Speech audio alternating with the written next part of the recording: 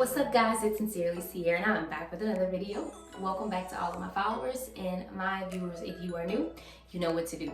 Hit that subscribe button, hit that notification bell, and like this video. And if you are not already following me on my website, be sure to go there. It is herunfinishedstory.com. I have some new teas on there, and I did a blog probably about a week or two ago that is called No Fear. Great read, so go check it out. And I have a story, y'all.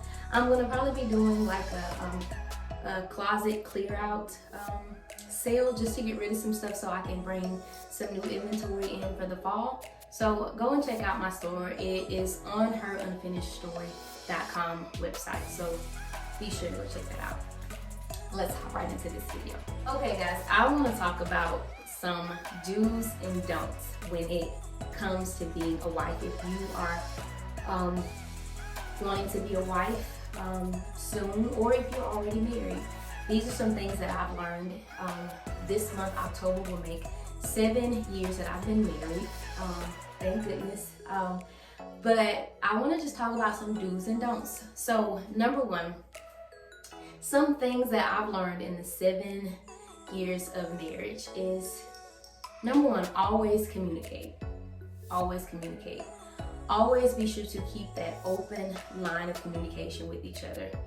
And while you're communicating, be sure that you're listening, because it's so easy to explain how you're feeling about something and the other person is not listening because they already know what they're going to say. So be sure that you're listening to one another and you're hearing and taking in what your spouse is saying to you, because I know how us women, how we can be. We're like, no, child, like, boy, what it? So be slow to speak and quick to listen, and just hear what your husband has to say, and hear him with your heart.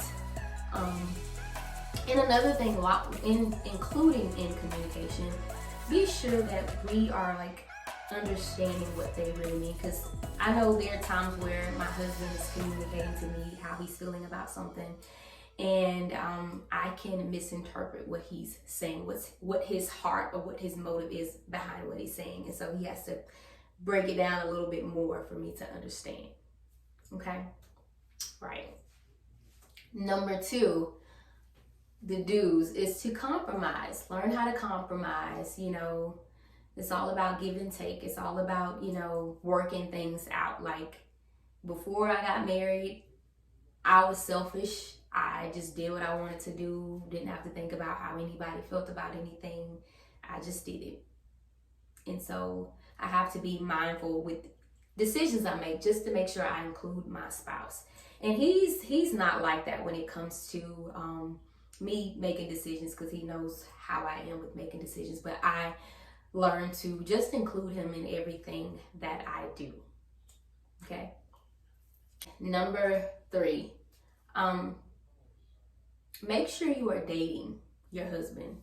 Like, I'll tell my husband this. I told him this once before, is that we have to continue to date and not become so familiar with each other. Like, it's good to have that intimacy with your spouse, but I believe there are times where we become so familiar with the person that we just become real relaxed in the marriage, and we have to be careful not to do that, because you become so careful with someone, or so familiar with a person, until you don't do things that you would normally do when you first met that person. When you were dating them, you surprise them with things, or you just, you know, text them good morning, beautiful, or even, you know, like just thinking about you, just different things like that. That stuff matters.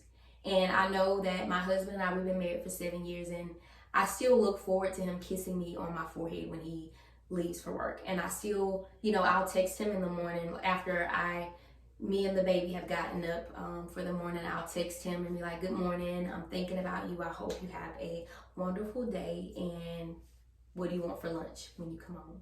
You know, so things like that really do matter. And I want to just go ahead and hop on the don'ts. So a thing that I've learned don't do, is lash out in anger when you are angry right then and there. Like, if you have to, just go somewhere, let off some steam, and then come back and talk about whatever the issue may have been.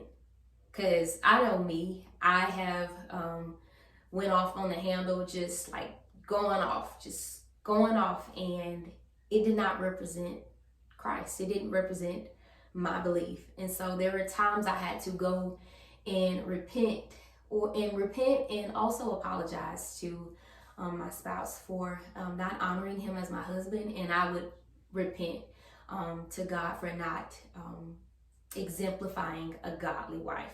Okay, so I'm just being real honest with you guys with how we are, like the things that I've experienced in my marriage, is to just do your best with not reacting so quickly in anger. It's so easy to respond in anger. So that's what I've been doing. When we don't see eye to eye, I'll go somewhere, and calm down, then I'll come back, and then we'll have a conversation. And then if we still don't see the eye to eye, that's okay, because we're human and we have our own opinions. We look at things completely different. I am a woman and he is a man, so we're gonna look at things a little different. So another thing that I've learned in my 7 years of marriage is and this kind of backs up what I said earlier about apologizing. Don't be so prideful, y'all. That was me. I was your girl. I used to be like so prideful when it comes to apologizing to my spouse, especially if I know that I was in the wrong. I would just wait it out or try to keep from apologizing and, try to make him out to be the person that, was responsible for whatever it was that we, had a disagreement or argument about. So be quick to apologize, like own up to what you did. That's all part about growing up and growing in your marriage. Like, be quick to apologize. Don't be so just so stubborn and prideful until you just, you don't take responsibility for your actions. Okay. And so the last thing that I'm going to talk about, that we don't want to do in our marriage is never neglect each other. Never neglect each other. And I'm talking about in every area. I'm talking about in the bed. I'm talking about affection. I'm talking about intimacy. And I know some of you are probably thinking that the bedroom is intimacy, but intimacy is not all about in the bedroom. It has everything to do with connecting with your spouse, spending that time with them, and just bonding. Those are some of the key points that keep a marriage together, that keeps it locked down, that keeps it seasoned. So we want to always do things that will keep us connected and keep us together, keep us, longing for each other, because we're supposed to long after our spouse. We're supposed to, want them. And so another thing too, men and ladies, this is a pet peeve that I have.